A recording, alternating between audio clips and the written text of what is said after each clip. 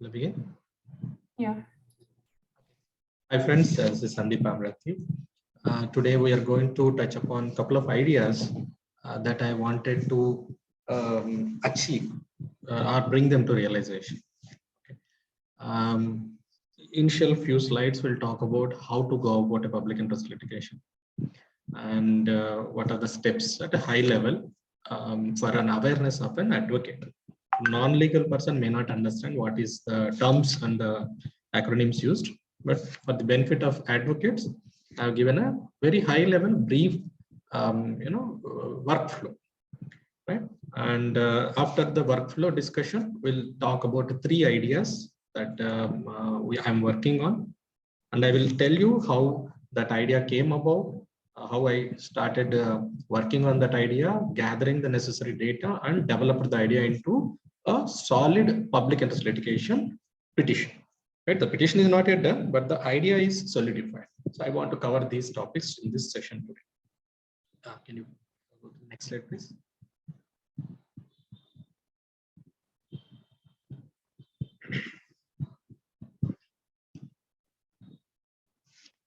Right. In our previous session, we saw the same slide talking about a life cycle of a PIL, public interest litigation. Narrowing that scenario a little deeper, this time I'm going to talk about life cycle of a petition filed under Article 226 of the Constitution of India. So what exactly should be our approach if we have to file a petition before an honorable High Court? Now, the first step obviously is we should have a problem. We should identify a problem, and then that problem should be obviously should not have any solution that is being implemented. Right? There should be a solution, but then the implementation should not have happened. And because of non-implementation, one or more than one person is being impacted. Monetary wise, health wise, access to road wise, right? One way or the other, the person or more than one person are getting impacted. Right? That is the first step. If you are unable to identify a problem, what will you take to a high court? Right? We have to identify a problem. The next step is now what we have to do is do a little bit of research and find out if my problem, the problem that I faced or that I'm seeing, is a remediable problem or not. What does that mean? For example, I want a ration card for my wife, but then I have to show that she is my wife. How can I show to the ration card people, officers? I have to produce a marriage certificate, right? And marriage certificate is protected under a certain law of India. It says this document proves that this person is the husband of this woman, right? They are a couple, married couple. Thereby, a ration card can be given, or a voter card can be given. Right. So if I have a problem, I have to find where is the solution, in which law and which particular section or sections. That research one has to do. Right. And again, there are 2,000 to 3,000 central laws, central acts in India, and many more laws are made by state governments in their local assemblies, state assemblies. So there is a vast amount of laws from which you have to find a solution. Right? And then is your issue and proposed solution supported by evidence and numbers? For example, dust pollution, smoke pollution that is being caused next to your home or in the same area where you are residing. You have to gather the numbers. What is permissible amount of dust or sound pollution? Right? You have to gather the numbers. What is allowed? What is not allowed? So that research has to be done as a second step. It's not like the moment you identify, you run to the court. No. You have to do this background work. After you have sufficient evidence that someone is violating your rights, then the next step comes is the problem taken up with the concerned authorities. For example, I talked about sound pollution or the dust pollution or noise pollution.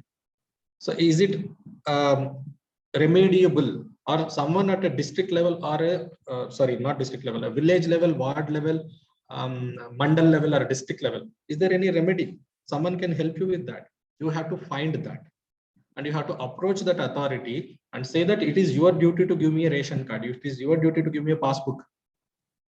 If a bank has to give you a passbook, you have to approach the bank, not to the High Court, right? Similarly, depending on the problem you have identified in step 1 and the remedies that you identified in step 2, approach the concerned authority first, right? Because it is their duty to do that. MRO has to certain duties, RDO has a certain duty, collector has a certain duty, police station has a duties. If you are bypassing them, you are losing options there. High Court will easily tell you, go back to the police station, go back to the MRO. Because it is not my duty. If they violate, if they don't perform their duties, I will come into the picture. That's what High Court says. So step 3 is reaching out to the concerned authorities and say, this is my complaint. There is a sewage problem, there is a sound problem, noise problem, dust problem, right? Animals problem, like for example, street dogs, pigs problem, open defecation problem. I don't know. There are hundreds of problems. So you have to take it to the authorities first, right? And then you have to put up an application or a complaint or a petition to that authority and ask for quick remedy. If that is not done, next step. Here we approach the Honorable High Court. So before approaching High Court under Article 226, saying that my fundamental rights are violated, please help. Before asking this request, you should ensure that you have exhausted, you utilized all the options at your district level. There is no other solution available at a district level. Only then approach the High Court. Otherwise, High Court will again ask you to go back to the very same concerned authorities that you bypassed. That is a problem. Why High Court is doing that? Because everybody is going to the High Court under Article 226 and saying my rights are violated, my rights are violated. For example, they don't like a movie, they criticize that movie and say this movie should not be telecast, not shown in the theaters.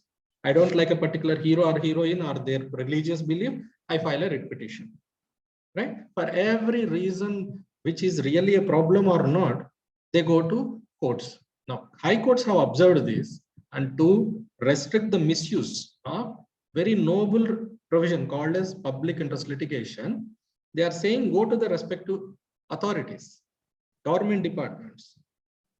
Only if they fail to act on your request, public authorities, if they do not deliver the service, then approach the High Court. Right? That is step number 4, wherein we are filing a writ petition under Article 226, wherein we have to clearly mention what is the wrong, what is the damage caused to you, and how will your damage be compensated. You have to ask provide the solution also to the court. Next slide, please.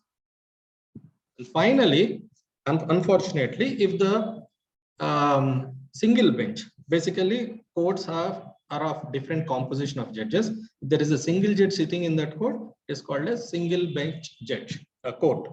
There are 2 judges presiding over that court. It's called as a division bench. 3 judges is full court. 4, 5, 6 and other constitution benches. Right. So if a single judge dismisses your petition, your technically appeal is available. That appeal will go into the same court, but to a division bench, a double bench. Sorry, double judges. So this is high level life cycle of a writ petition.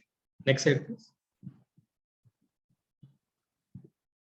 Now I give you the details how you have to think. This slide is already covered in the last session. Exact same slide. Take 30 seconds to read through it. This is what I just now explained. Okay, there should be a right for you under any of the laws. It should have been violated, and it should have violated and caused a damage.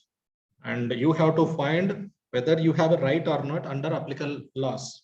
Dowry Prohibition Act, Compulsory Registration of Marriage Act, Domestic Violence Act, IPC. There are so many laws. These are all criminal laws. There are civil laws also. Endless amount of civil laws. You have to find where your solution is. And if that solution is available, send a representation, complaint, petition, letter to that public authority. If they are not responsive, they gave you a misleading, incorrect, wrong answer totally, then go to High Court and file a writ petition. If you are not satisfied with the writ petition outcome, because you might have asked 100 rupees and High Court gave you only 10 rupees, you are not happy with that. So you go to the appellate court. Within the same High Court, you can go to the division bench. And if the division bench is also dismisses your case, you have a remedy at Supreme Court. Right? Next slide. Let's focus some time on this particular picture. This picture is only as an example. It is not exhaustive. It doesn't cover everything. I took up a bail petition under 438 CRPC, wherein a particular person apprehends arrest. That person thinks that police may arrest me. Right? He is under that suspicion. So he wants to go to Sessions Court first, and Session Courts dismiss the bail petition, anticipatory bail petition, and he approaches High Court. So what is the life cycle for a bail petition? Once a petition is filed, petition obviously will be filed against state government. The government advocate will have to file a counter. Government advocate will be public prosecutor.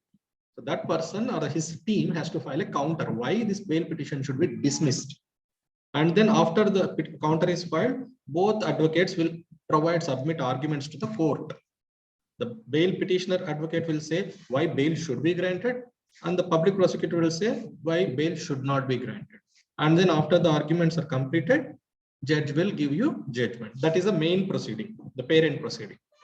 Within that bail petition or quash petition, there are so many other child processes that we can initiate. For example, there is a case against me, 498A. I don't want police to take any action against me. That is why I'm going to bail, going for bail. Very good. That is main proceeding. I want police to stop investigating. Stay. I don't want any progress being made by the police. So then I will file an interlocutor application. It is summarily called as IA. And along with the bail petition, the top one, I will file a IA also. IA number 1, right? I will say, Your Honor, for the reasons stated in the affidavit, please stay the investigation. And again, PP has to file a counter, arguments will happen, and then an order will be passed. See, in the earlier case, I told you the judgment will be passed. But here it is just an order. Because judgment is always a final order in the case. All other orders which are not final in nature are always called as orders, right?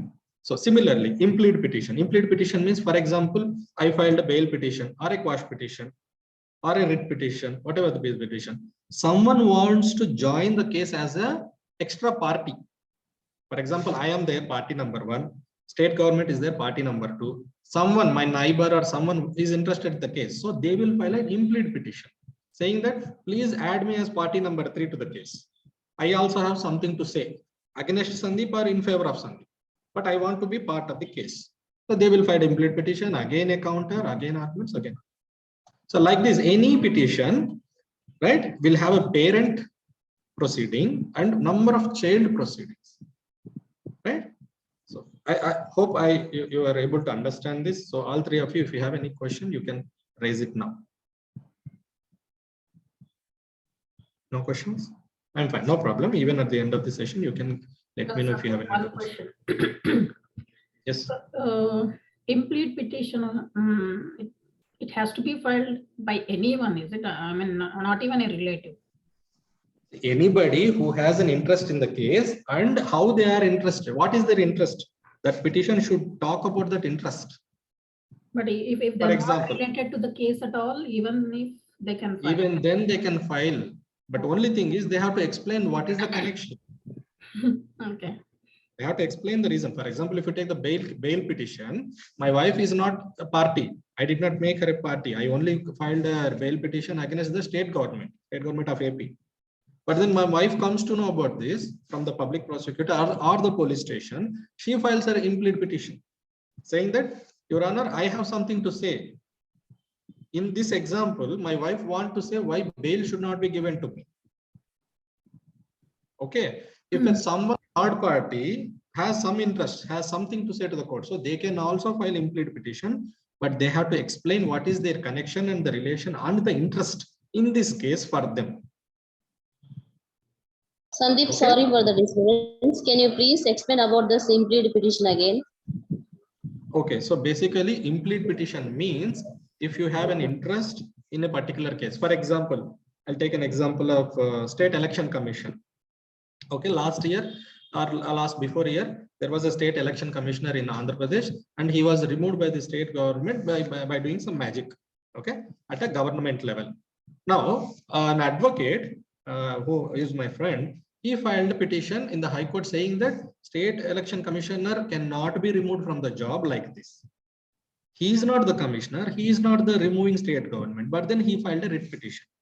In that writ petition, many others filed implead petitions saying that I also have something to tell to this court about this particular case. So using implead petition, people who have something to add to the case, they can file this petition, explain how they are connected to the case, and then pray to the Honorable High Court saying that, can you please implead me? Not just High Court, any court.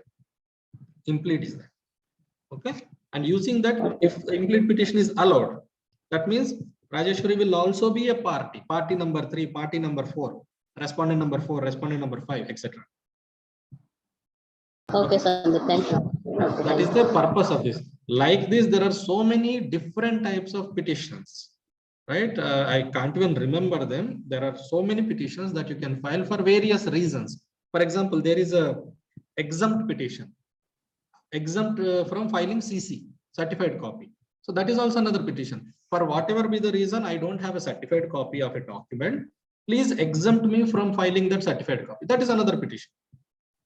So like this, there are many kinds of petitions that one can file as an interlocutor application. These are all child proceedings. Okay, as long as the parent proceeding is running, interlocutor applications can be filed. Once the parent proceeding is closed, the parent itself is ended. There is no more life to the parent proceeding. So that we will close. Okay, so moving on. Next slide, please. Yeah, sure, Sandeep. Thank you.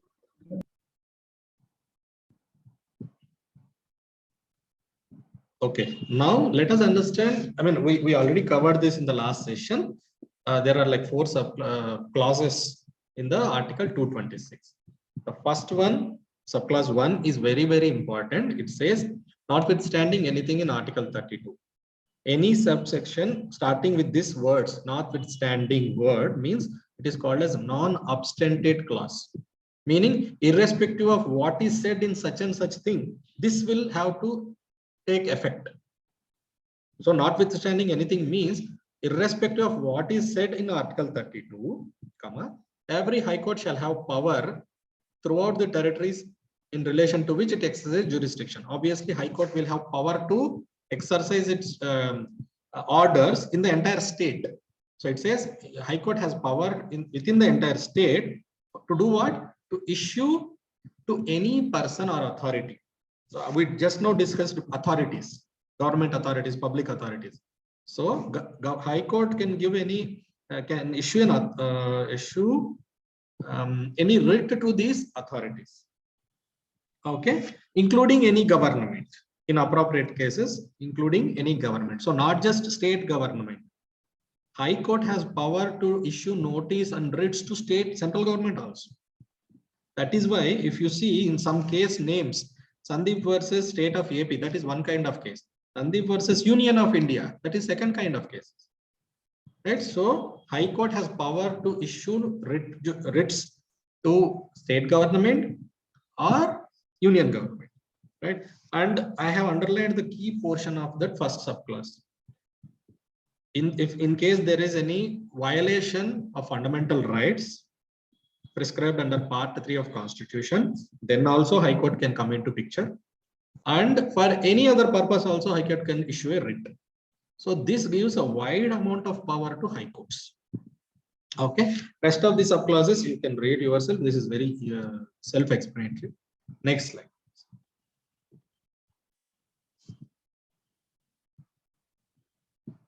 So from this slide onwards, I want to talk about 3 PILs, 3 public interest litigation ideas that I have. If there are any victims who are suffering from this, who can benefit from these ideas, you can bring that person as a petitioner, and you as an advocate can file the petition. This is very prevalent practice in all High Courts, right? You have an idea, but you don't want to file it in your name. For example, Rajeshwari versus State of Andhra Pradesh. You don't want to file that for whatever reason. So you find a person on whose name you can file a petition. Right. Now, this first idea is there is a law called as Compulsory Registration of Marriages Act in India. That is a central government act. All state governments, in my opinion, I think 18 to 20 state governments made state amendment to those acts, state enactment, sorry. So union government also made a law. State government also is making similar law. Now, what is the main feature in the Compulsory Registration of Marriage Act? The name itself is there. Every marriage, irrespective of religion, has to be registered. There should be an entry in the government books. For Hindus, it is sub-register office where a marriage will be registered. You can marry in front of anybody in the temple or in a Arya Samaj or wherever it is. That entity, the temple, Arya Samaj will give you a certificate. That is not a marriage certificate. That is just a certificate stating that marriage between these two people happened in front of witness. But that has to be produced before the sub-registrar, and then he will issue a marriage certificate. Right? That is mandatory. Central government has passed a law to make marriage registration compulsory.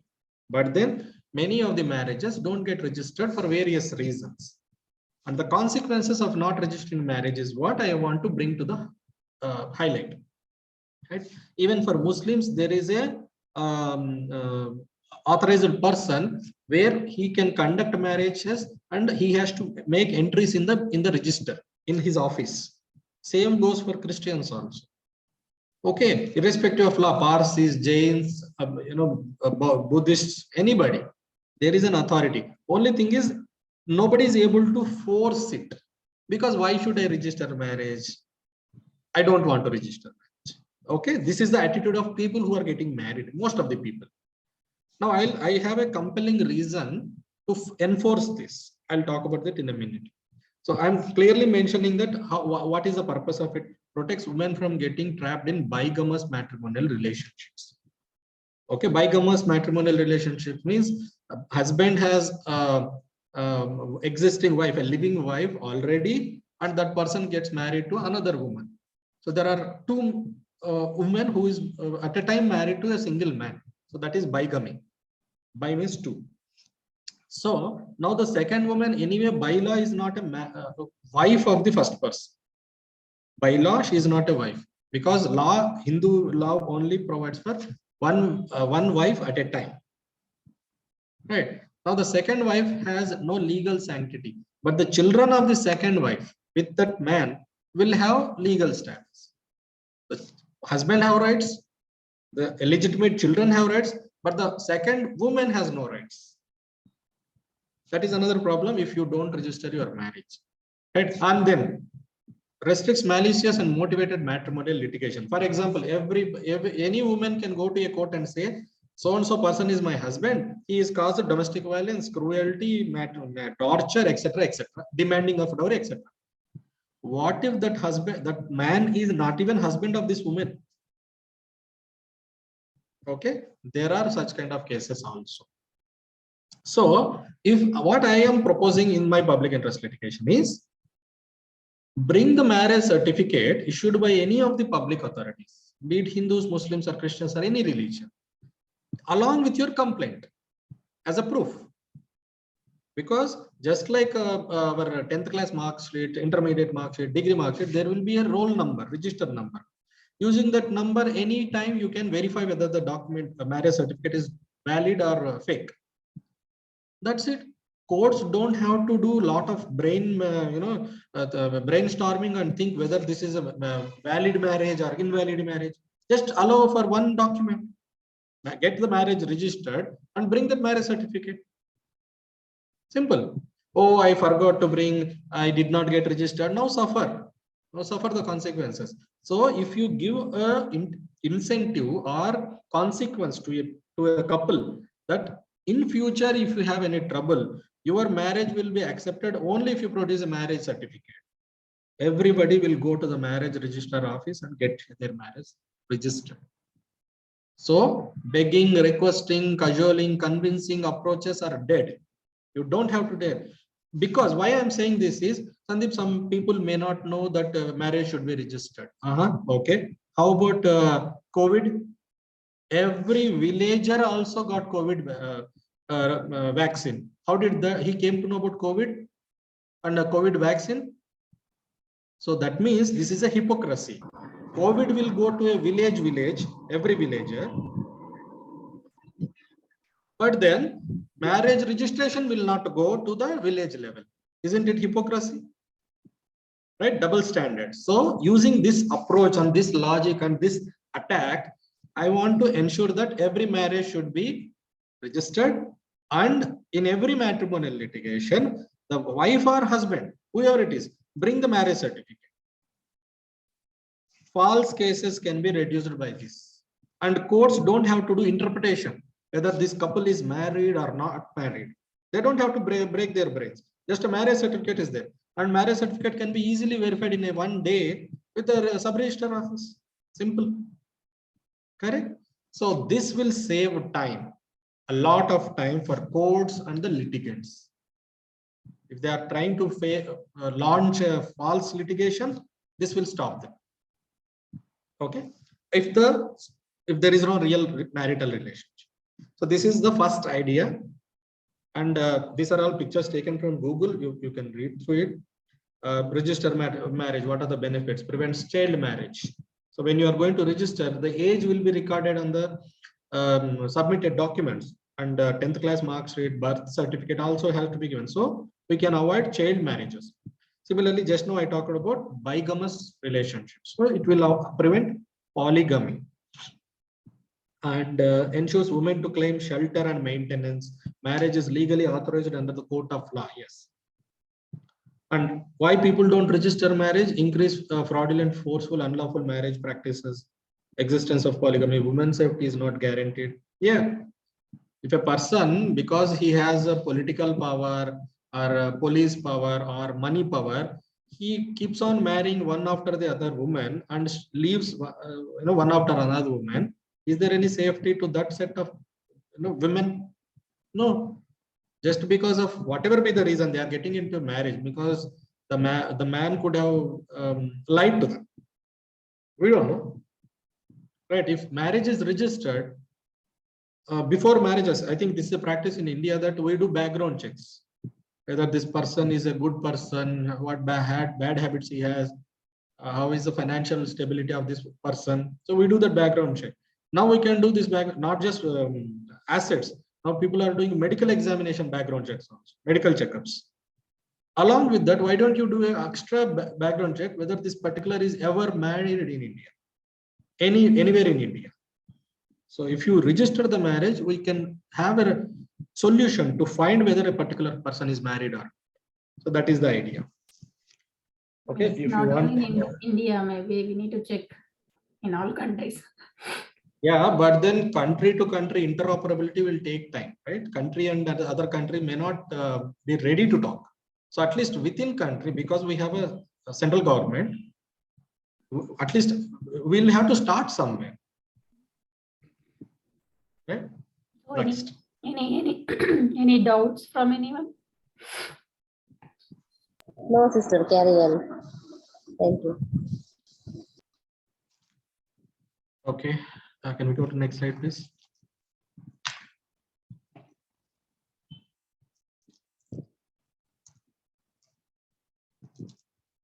Okay, so this has been my favorite idea for quite some time. I think 4 years.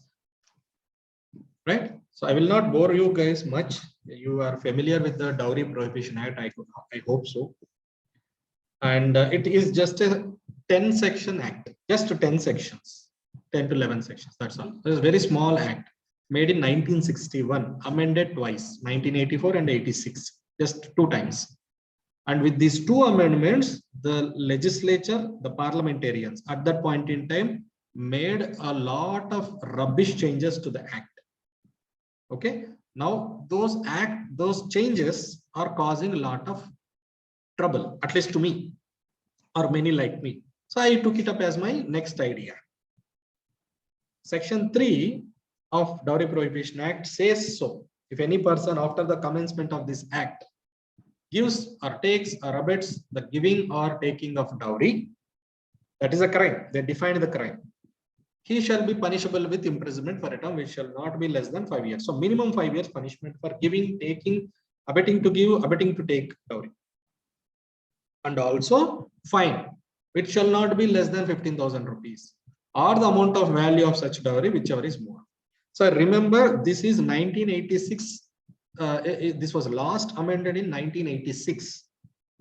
So like what, 14 years plus 22 years, 36 to 37 years back scenario we are talking about. At that point in time, 15,000 rupees or the amount of value of such dowry. Today, even a middle class family is going for 20 to 30 lakhs of expenses, jewelry, what is that term? Marriage function hall, etc. 30 to 40 lakhs minimum to minimum. So here it is saying 15,000 or amount of value of such dowry, whichever is more. At that point in time, parliamentarians think people will not spend more than 15,000 rupees. If they are spending, that amount will be recovered. Right? So this is the problem with not updating laws. 1986, friends, last amended, sorry. Right, now in the right hand side, I have listed them 4 offenses under this particular section only. If a person gives dowry, that's a crime. If a person takes dowry, it's a crime. If a person abets the giving of dowry, for example, if someone says this is a good alliance, why don't you give dowry? Someone advises the parents of the bride to give dowry. Or if someone says they are giving large amount of dowry, why don't you take the dowry? So if this advice goes to the father or the mother of the bridegroom, all 4 are crimes. Okay, unfortunately, everybody's eyes stop functioning for the first one and the third one.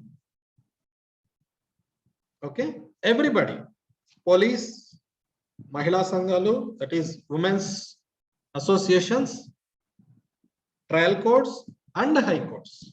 So giving dowry, nobody considers that crime. Even though Act says, the law says it is a crime, people have decided that giving crime is not a crime. Why do I say that? Not a single person who gave dowry, I'm not talking about taking, who gave dowry was ever booked in an FIR or got punished for giving dowry. Not a single time.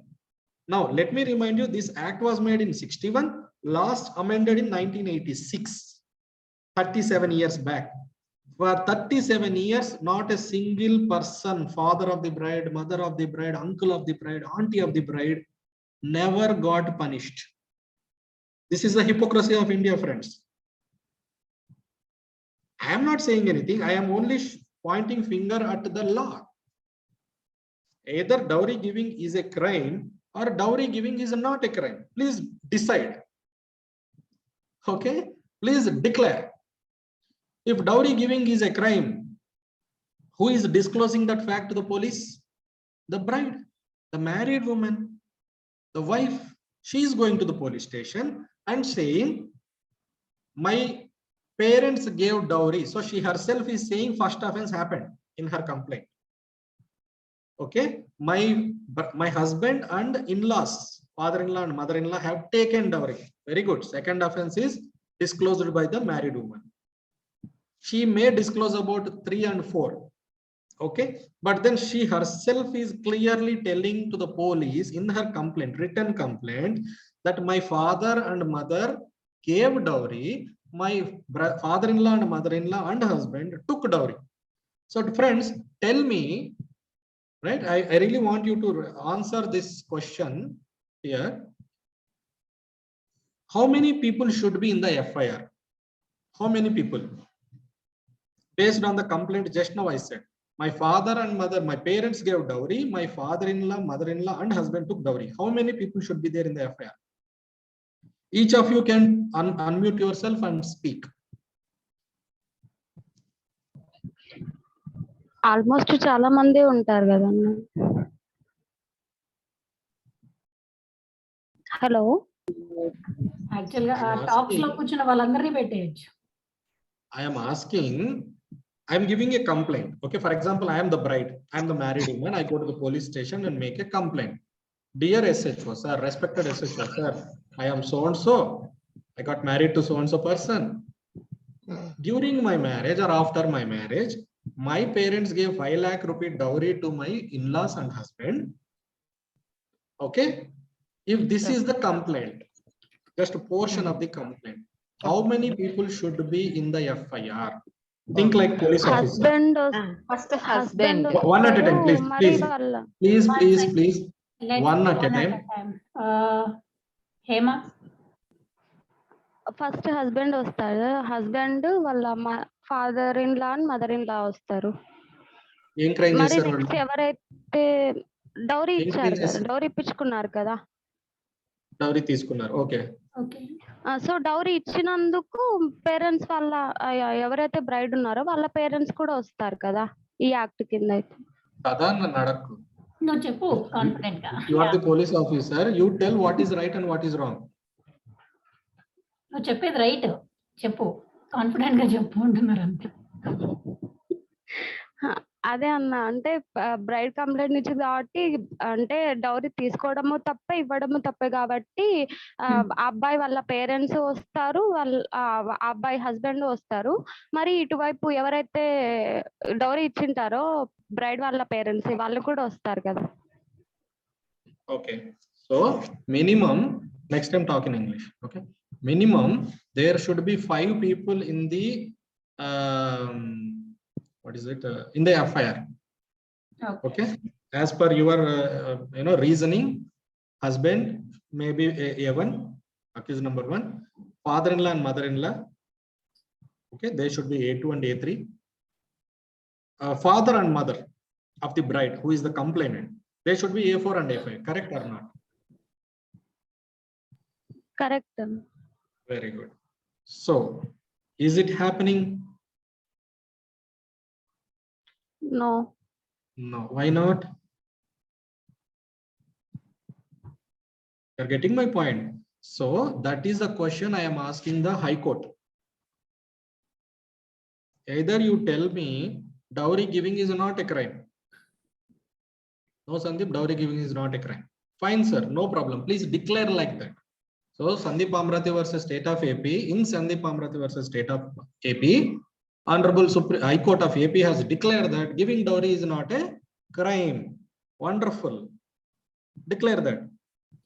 If you don't want to declare that, I will tell you why you can't do that. I will tell you why you can't do that. You have to say dowry givers are also criminals, book FIR on them also. Okay, I am not giving a third option to the court. I am giving only 2 options. Either dowry giving is a crime or not. If it is crime, book the people, parents of the bride. If they are not, if that is not a crime, no problem, declare that.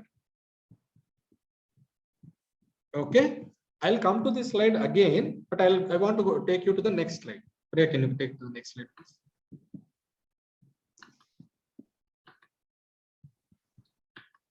Priya? One second, I don't know why it's not going.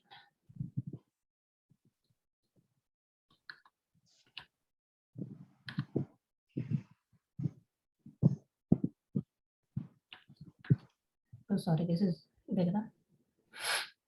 Yes. So now, friends, I want to tell you something about the work parliamentarians does. Okay, they have a duty to make laws, amend laws, and repeal laws. 3 major functions of the parliament.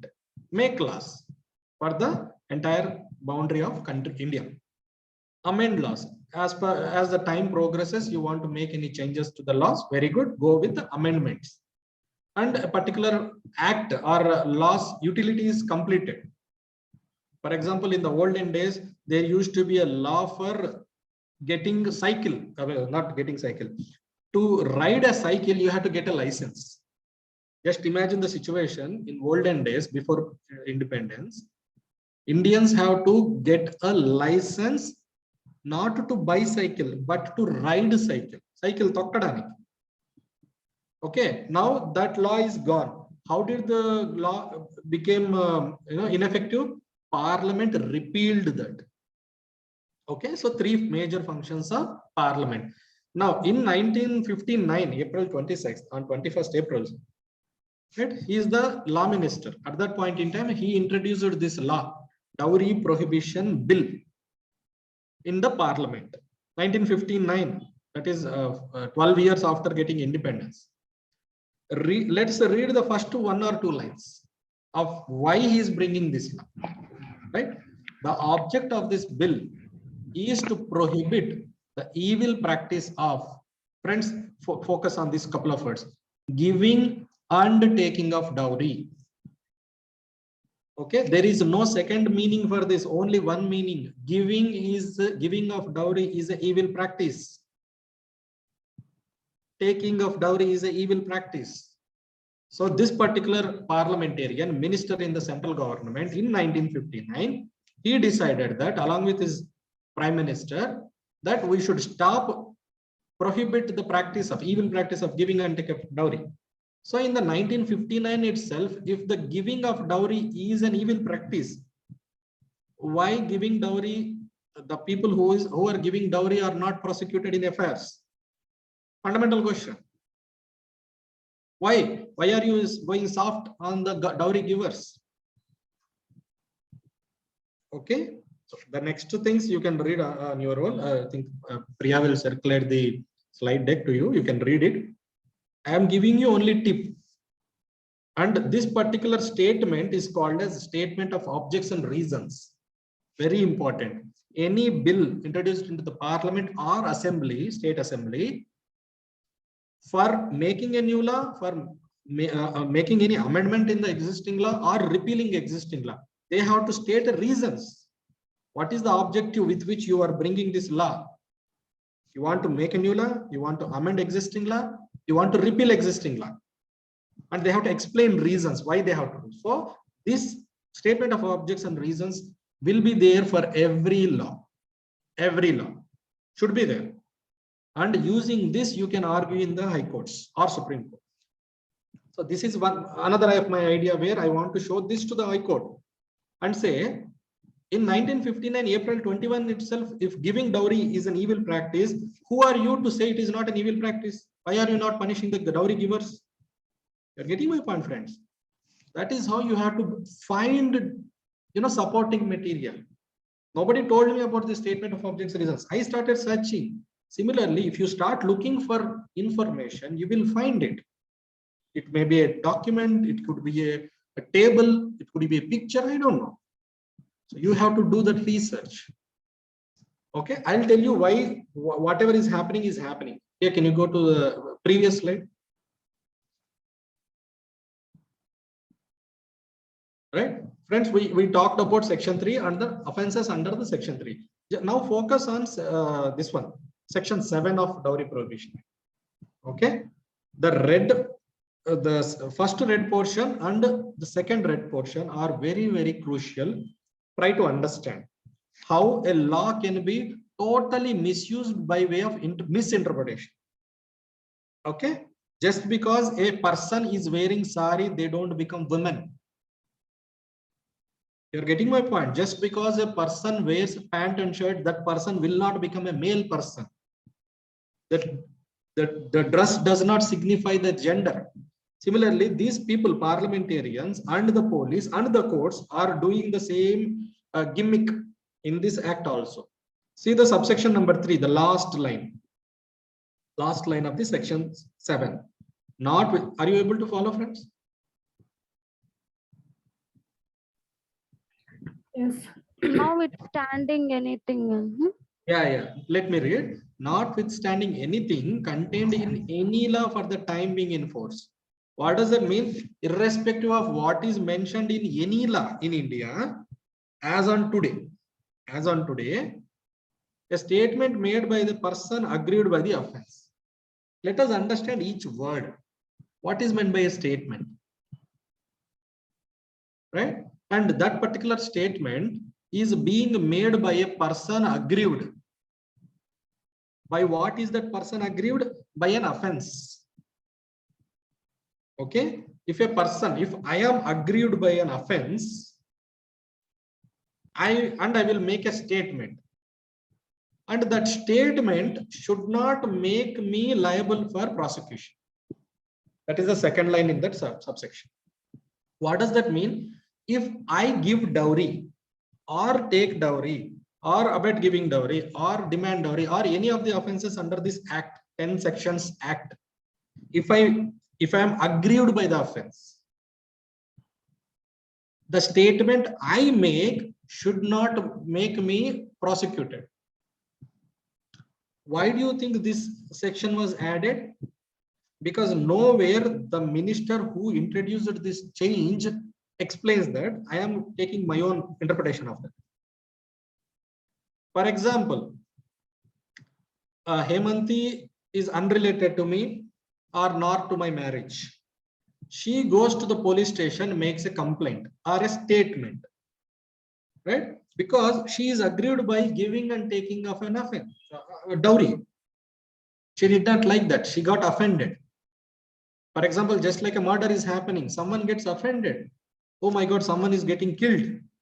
Correct. Similarly, Hemanti got offended. She got aggrieved and she made a police complaint. Police should not trouble her. She should not be prosecuted for telling that a dowry giving or dowry taking is being done. Okay. With that intention, this section was made. I will take an example to make you understand. For example, on a highway, earlier days, some accident happens. Okay. Nobody bothers to report that accident to police or ambulance. Why? Because police will ask her, did you make that accident? You are the culprit, right? You are the driver, right? And police will harass that person. Correct. And if the person reports the accident to a hospital, the hospital people say, how are you related to the victim? Are you wife, husband, or family member? How are you related? Okay, come on the what is it? No objection certificate. Boss, I am not related to the dead person or the victim person. Why are you asking me to sign? No, you have to sign. So this was the old scenario. In the recent scenario, central government made some changes. If someone reports an accident on the highway, they are getting rewarded. If police don't take action, police are getting punished. If the medical facilities don't provide first aid to the victim because someone, a good Samaritan, a good person informed about that accident, medical facilities will be sealed. So that is the old information, old state and new state. Similarly, if someone makes a complaint about dowry or any of the offense in this act, that person should not be prosecuted. The section may be well intended. It was intended for good purpose, but this line is being misused. Now, what is happening? If a woman goes to the police station, makes a complaint, my parents gave dowry, my in-laws took dowry, police are blinded that her parents are innocents. Because she is making a statement and about her parents, so all three of them are innocents. Police are making the judgment, which is not their duty. They are making the judgment. That is why you are not able to find A4 and A5 in any FIR. Nowhere in India. You're getting the point. People who are supposed to do donkey work, they should do donkey work. They are not supposed to do something, some other animals work. Here police are doing that. And magistrate have a duty when they realize that, oh, police, you have added only 3 people in the FIR, but there is another offense, giving of dowry, done by 2 people as per the complaint. Add them also. So magistrates also not doing it, even though they have power to do that under 173 subsection 8 of CRPC. They have power, they are not doing it. That is why we are reaching to High Court, because High Court has power of Article 226. Okay, friends. And again, if the woman who is making the complaint is protected from prosecution, I can accept that. It is okay. But if you see, there is a second line which I made red under section 7. Are you able to see? A complaint by the person aggrieved by the offense. There are 3 people here, 3 different people. Person aggrieved by offense is 1 person. A parent or other relative of such person is a second person, or by any recognized welfare institution organization is a third entity. So in the same section, there is a clear clarity. Person aggrieved by offense is not equivalent to her parents. So if you are not processing the complainant woman, I am okay with that. But why are you letting go parents of the complainant woman? Where is the basis? Except your biased mentality, there is no other legal basis. You are getting it, my friends? So this is about dowry giver should be prosecuted, public interest in India, like PIL idea. Okay, Priya, next slide, please. So I gave you the statement of objects and reasons here. You can read it. Next slide, please. Here I am listing out the prayers. Dowry givers are to be prosecuted because section 3(1) says they are criminals. That is a crime. And there is no protection to the dowry givers. Woman is not same as her parents. Friends, a simple silly example I'll give you. Woman gets married. Who goes to the matrimonial home? The married woman or her parents also? Think about it. The hypocrisy, the double standards and misinterpretation, and people who don't have any right to interpretation, to do interpretation, they are doing the interpretation. Because of this blatant hypocrisy, the situation we have is being faced.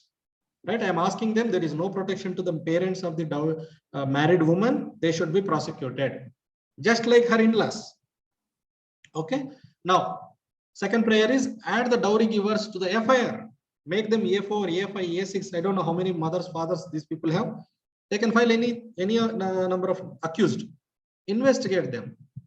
If they have proof that they have given dowry, add them to the charge sheet. That is how it should work. Parents are not the complainant here. The married woman is the complainant. So complainant woman and her parents are 2-3 different people. They are not one and the same. All three of them don't go to the matrimonial home to do samsaram. Only married woman goes. Okay. If the courts doesn't want to give that because they have bias, because there is no legal basis, only bias, then I am asking, declare that dowry givers are not to be prosecuted under DP Act, because dowry giving is to be declared as a not crime any longer by this High Court. AP High Court, you declare dowry giving crime kaad and declare chain. Declare it. High Court cannot do that because the previous right clearly says giving and taking of dowry is an evil practice which need to be prohibited. So I am putting the High Court on a tenterhooks. Adakattarlo poka chakka sameta. So that is a proverb I am taking here. You either do that or do this. Okay. Whatever I have researched till now, I have put it in the link at the bottom footer. You can take a look. It's a very lengthy document and there are links to previous efforts also. It might take time. If you have time, read them. And I will quickly complete the last topic. Right. So the bullet points I already covered in a previous session. I want to cover the just public interest litigation idea only. So friends, there are different kinds of cases filed in a high court. Okay, appeals coming from small courts like trial court, sessions court. So appeals will come to the high court. Appeals or revisions will come to the high court. That is one route, lower court to higher court. Now, second kind of cases are which are filed directly in the high court, like 438 bail petition, quash petition, 482 CRPC, Article 226, contempt of court. There are like some types of cases which are directly filed in the high court. One cannot file them in the lower courts. From such kind of cases, writs have a speciality. Writ means quick relief. By definition itself, a writ petition should be disposed quickly. But I am giving you a pending writ petitions statistic in the right side table. In the Uttar Pradesh state, in Allahabad High Court, there are 265,000 writ petitions as on September 28 last year, pending. Some of these 2.5 lakh petitions are pending for 30 years, 30. It was filed in 1980s, 1990s. Still the case is pending. It is not closed. Okay. Similarly, if you see Telangana High Court, Madras High Court, these numbers are taken from a government source only. Okay. I did not make up this. I did not do any data mining. There is a portal from where I took the data manually. Okay. And again, these numbers are not correct because high courts are not updating this particular website from time to time. That is why the numbers of, if you see Andhra Pradesh, only 113 writ petitions pending. That is laughable. Each day 100 petitions are filed, different kinds of petitions, right? So that is a wrong number. Even then, just imagine around 10 to 20 lakh writ petitions are pending in all high courts from so many years. And these writ petitions are supposed to be disposed in a week, 2 weeks, or 3 weeks, or 1 month maximum. Right? In the left hand side bottom, I gave a small table. Okay.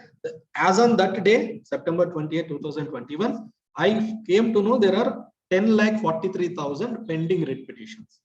How many high courts are there? 25. How many judges are there sanctioned in those 25 high courts? 1,079. How many are working? That is, who are appointed? 685. That means around 400 vacancies are there. 394 vacancies. So if you do a small math, it comes 1,523 cases. Writ petitions have to be disposed by the 685 judges. And let me tell you, not all 685 judges will get to work on writ petitions. Only few of them, because there are different kinds of cases High Court has to deal with. Writ petitions is only one type. So not all 685 judges will get to work on writ petitions. So this 1,523 will go to 2,000, 3,000 cases per judge. And High Court judges sometimes may get 3 years or 4 years of time in the High Court. Then they will retire. Right? Retirement age is, I think, 58 or 60 years age. So when will the writ petitions be disclosed? What is the solution? So I thought about it. And there is a senior advocate who gave a session to a particular college, I think, college or some function. He mentioned a solution. It came in the Hindu website, newspaper. Okay. This particular senior advocate gave this idea. He said, there is an article in Constitution which will allow a solution. What is that solution? Why are you restricting the writ jurisdiction to only Supreme Court and High Courts? Why don't you increase the strength of the judges who look into writ petitions by allowing the district judges also to take up the writ petitions? What are the benefits of it? For example, I want to file, Harini wants to file a writ petition. She has to come to Vijayawada, engage an advocate in Vijayawada, spend time and money at Vijayawada for accommodation, food, travel, etc., and advocate fees, right, court fees, and make a writ petition. And God knows when the petition will come to High Court bench. God knows when you will get a hearing opportunity and when the other side will file counter. God knows. So if a district court at Hyderabad itself, I'm taking a combined state example. If the High Court, the Hyderabad itself, there is a writ petition filing facility, Harini will go to the local court. Why she has all the way come to Vijayawada? Same is the case with Hemanti. If she has to file a writ petition, she can file in Anantapur District Court. Why come to High Court? So it is beneficial for the complainant litigation. How about advocates? Anantapur advocate is unable to come to Vijayawada or Guntur and practice in High Court because he is comfortable at Anantapur. He or she is comfortable. Now, if the writ petition jurisdiction is given to the district judges, Anantapur advocates can also take up writ petitions. They can file, they can fight. So advocates also benefit. I'll tell you important benefit of judges, benefit for the judges. like I said, writ jurisdiction is only at the high courts. How are judges at high court recruited? Two channels. One directly from lower judiciary, like district judges to high court judges. But district judges don't know how to handle writ petition, right? That is why many high court judges don't know how to handle writ petitions, because at district level they can't do that. So if you give the writ jurisdiction to district judges also, district judges also will know how to handle writ petitions. So if they get promoted to the high court, they will know how to handle writ petitions by then already. Okay, so these are the positive points for this idea. There are negative points also, which I don't want to talk at this point in time, because I already crossed my time. So I have linked my research work on the web page from my website in the right hand side. I end the three ideas there. If you have any questions on any of these three ideas, let me know. Thank you, friends. Sandeep, one quick question. So writ petitions district level లో వాళ్ళు handle చేయరు, then high court వచ్చినప్పుడు వాళ్ళు చేయాల్సి వస్తుంది అంటే, you mean to say they learn when they become judges of high courts from the scratch? And that is going to take time. Exactly. Let's be practical. Let's be practical. Monday to Friday, courts run at district courts. Okay. They get the district judges go to court by 10 o'clock. They come to the bench at 10:30, stay until 4:30 or 5 o'clock. Right. During the full day, they don't get to see writ petitions. And during the weekends and the after office hours, they have to learn about writ petitions. They have to read judgments of high courts and supreme courts. They don't get to see a writ petition. They don't get to decide a writ petition, because writ petition is taken away from them. Not taken away, it was never given to district judges. So Article 32 subclause 3. Okay, Article 32 subclause 3 of Constitution of India clearly says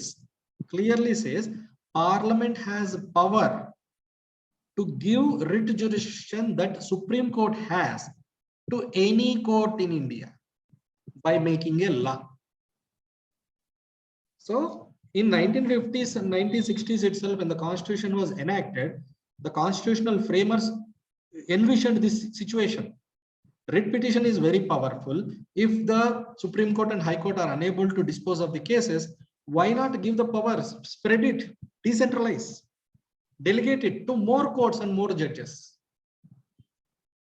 Correct. If a district judge is capable to get a promotion to High Court, become a High Court judge, should he or she not be empowered with writ jurisdiction also? And numbers game is also important. Till now, we only discussed that only maximum 1,500 or 2,000 cases can be given to a High Court judge. Just imagine at least 20,000 district judges are there. 20,000 district judges. So that 685 plus 20,000 judges. Just imagine 685 High Court judges plus 20,000 district judges.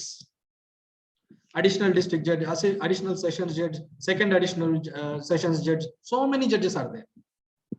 So if 15,000 to 20,000 judges add to the High Court judges, this 1,500 cases per judge will come down drastically. The writ petition is not even going to the state capital. It is going on at the district level itself. It will be disposed. And if petitioner is not happy with the judgment, he can always go to High Court in a writ appeal. Writ appeal. Right? I am saying the remedy has to be at a lower level itself. For this purpose, you want to train the district judges, please go ahead and train the district judges.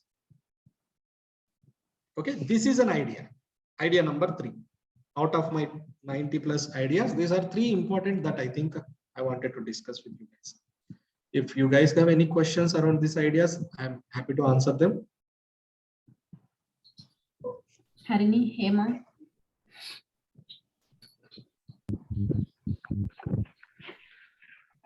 I'm good, Sandeep. Very good session. It's very interesting for me. Thank you. Welcome. Thank you. Harini ఏమైనా doubts ఉంటే తర్వాత group లో అయినా post చేయండి. Okay, I'm ending this session here. Okay, we're already 30 minutes past. Okay Thank you okay Priya for conducting. Thank you, Hemant. Thank you, Hari. Thanks, Sandeep. Bye. Bye Harini. Bye Hemant. Bye.